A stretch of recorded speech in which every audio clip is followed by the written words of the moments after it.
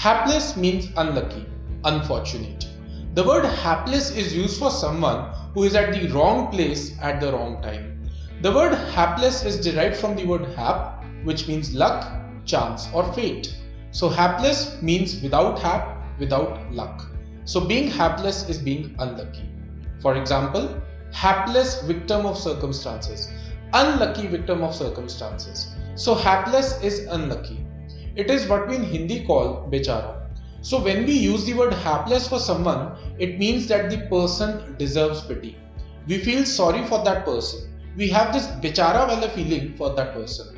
So we feel a bit sorry for the person because he didn't deserve what he went through.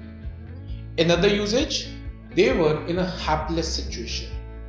The hapless minorities of Pakistan. So अगर कोई ऐसी situation में है कि आपको उस पर तरस आए, pity feel हो, तो we use the word hapless for that person. The word hapless is quite a formal word.